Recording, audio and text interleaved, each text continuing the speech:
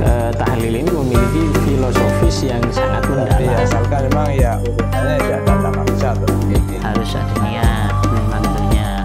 Kemudian yang kedua harus rambut dipotong. Nah, berarti ada sesuatu yang dirusak.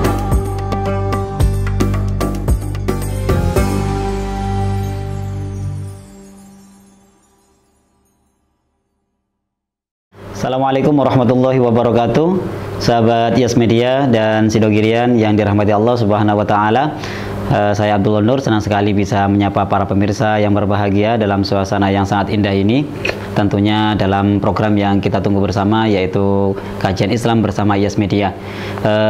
Pada kesempatan kali ini kami akan mengajak para pemirsa untuk menyimak obrolan kami berkenaan dengan hal-hal yang aktual atau yang bersifat fikih.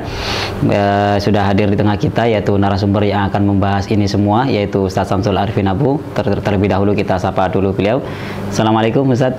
Alhamdulillah. Bagaimana kabarnya pada episode kali ini, Ustaz? Alhamdulillah, baik-baik saja. Ustaz, ada sebuah kasus kalau semisal saya melakukan perjalanan jauh, Ustaz, yang sekiranya diperbolehkan, sebenarnya jaraknya sudah diperbolehkan untuk melaksanakan qashar sholat, dan tentu karena memang perjalanan jauh, kalau saya sholatnya nanti nunggu nyampenya di tempat, maka jelas saya akan ketinggalan, misalkan sholat zuhur misalkan, Ustaz. Maka sebelum nyampe di sana kira-kira dapat di separuh perjalanan saya sudah melakukan jamak takdim zuhur sama asar sudah saya laksanakan. Akan tetapi sebelum nyampe di tempat tujuan saya sudah ini Ustaz, harus kembali karena ada sesuatu yang mendesak, misalkan di telepon istri karena ada sesuatu di rumah, dan sehingga perjalanan itu gagal. Ini sholat yang seperti ini bagaimana, Ustaz? Untuk rukhsatus safar yang berupa sholat jamak, di dalam jamak takdim itu ada beberapa syarat yang harus dipenuhi.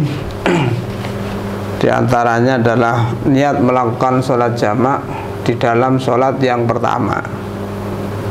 Jamak takdim ya. Jadi kalau jamak takdim kan maksudnya kalau contoh zuhur dengan asar, berarti kan asarnya ditaruh di waktu zuhur, ya waktunya sholat zuhur.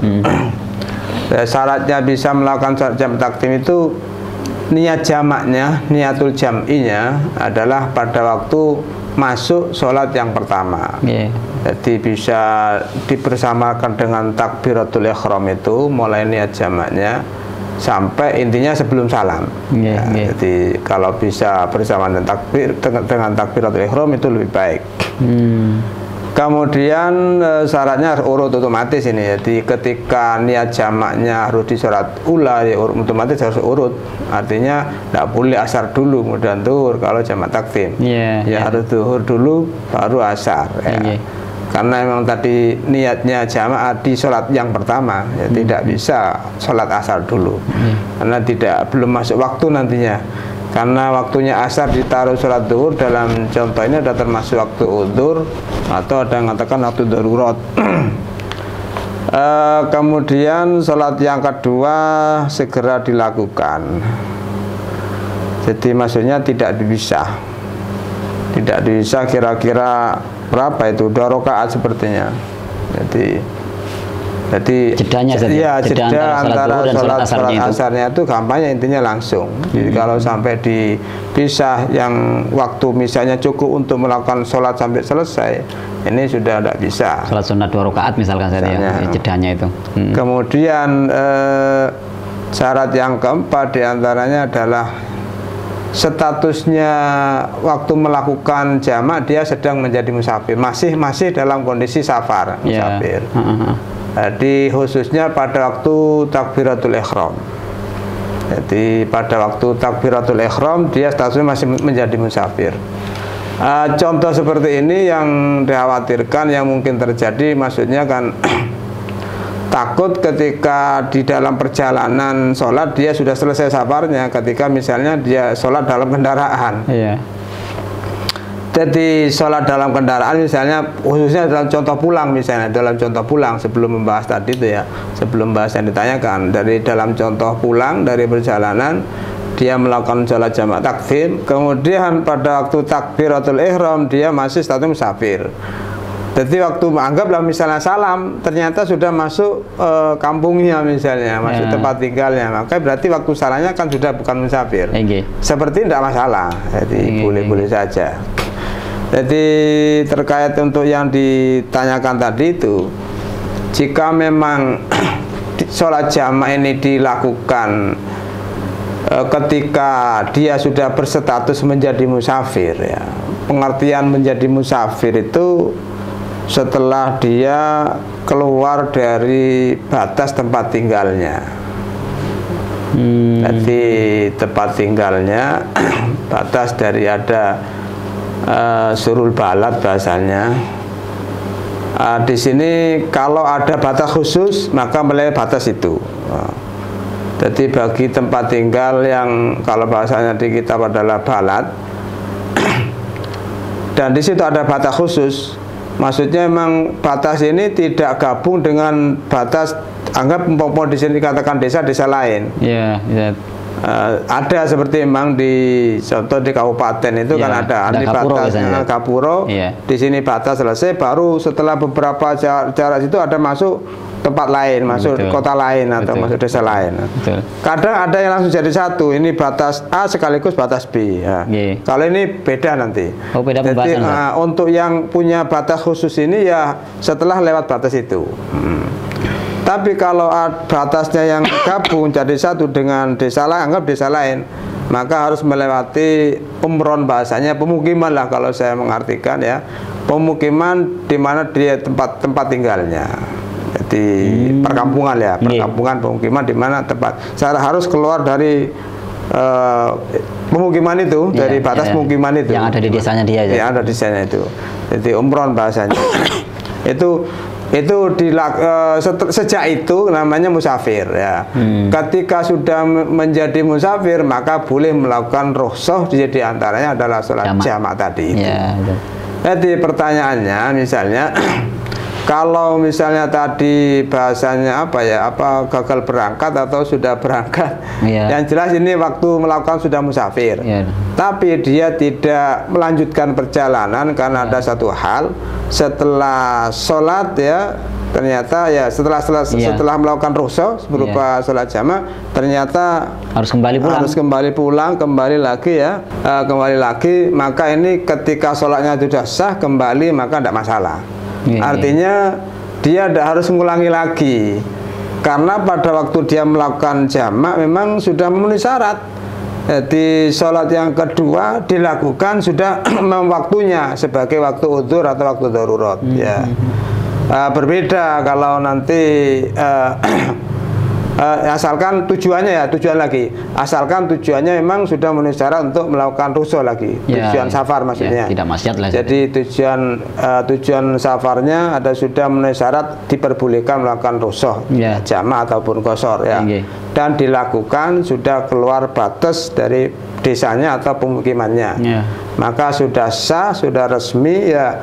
Sholat yang resmi ini ya tidak akan dibatalkan karena gagalnya berangkat itu. Oh, berarti harus kembali ke rumah. Ya, setelah sholat jamak harus kembali ke rumah, jadi jamaknya tetap dianggap tidak sudah sah sholatnya, sehingga dia tidak wajib mengulangi lagi. Meskipun dia kembali ke rumah, di rumah ternyata tidak meneruskan perjalanan, tidak usah mengulangi sholatnya. Mengulangi sholatnya lagi. Ya, berbeda nanti ketika sholat jamaknya dilakukan sebelum dia menjadi musafir, jadi baik di rumahnya atau masih di dalam batas desanya lah kampanye. Maka ini tidak boleh, ya. Karena apa? Karena rukhsah ini untuk musafir, ya. Sebelum dia keluar dari batas desanya belum musafir, maka belum mendapatkan rukhsah namanya. Jadi kalau melakukan rukhsah sebelum berstatus sebagai musafir, ya otomatis tidak sah. Kalau seperti ini, Ustaz, karena memang yang panjenengan jelaskan tadi harus keluar dari pemukimannya atau batas desa, Ustaz. Kalau seumpama dia sebelum melakukan perjalanan itu karena memang dia sudah punya niat dan mau melakukan perjalanan hari ini, Ustaz, dan kemudian dia melaksanakan sholat jamak di rumah, apakah ini tidak dianggap? Karena penjelasannya tadi harus keluar dulu dari batas desanya, Ustaz, itu. Ya, makanya tadi itu karena syaratnya bisa rukhsah itu setelah dia mempunyai syarat rukhsah, yakni musafir, ya. Ketika dilakukan di rumah kan dia statusnya belum musafir, sekalipun sudah ada niat untuk perjalanan. Tapi sebelum dia keluar batas biasanya gampangnya belum dianggap maka musafir. belum dianggap musafir. Oh. Otomatis dia tidak boleh melakukan rukhsah yang berupa jamak ataupun lainnya. Artinya kalau ini dilakukan di rumah tidak sah, Ustaz, tidak ya. sah. Baik. Ya sah. Sholat awalnya saja, sholat Sholat awalnya sah. Ya. Kata zuhur sama asar, zuhurnya Ya, saja yang dianggap. ya, asarnya yang tidak sah. Iya, iya, sholatnya zuhurnya kan memang waktunya.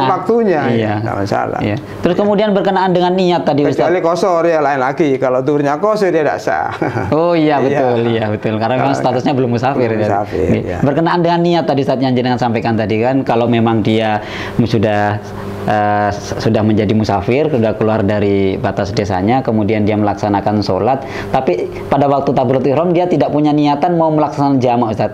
Tapi di dalam proses sholat itu dia kok kemudian terbesit dalam hatinya pengen melaksanakan jamak. Apakah itu sudah termasuk bagian dari niat yang diperbolehkan untuk melaksanakan jamak, Ustaz ini? Iya, jadi asalkan niat itu dilakukan di dalam sholat yang pertama ya, maka boleh ya.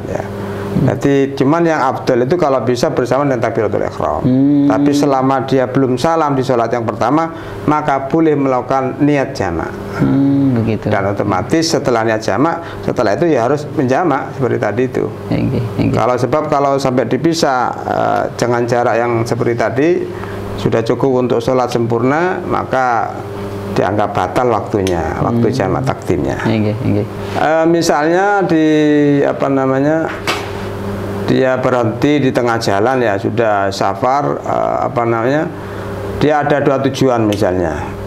Jadi sudah melakukan sholat rukhsah, sholat jamak atau qashar, sudah nyampe di safar yang memenuhi syarat diperbolehkan melakukan jamak. Kemudian mestinya niat iqomah di situ.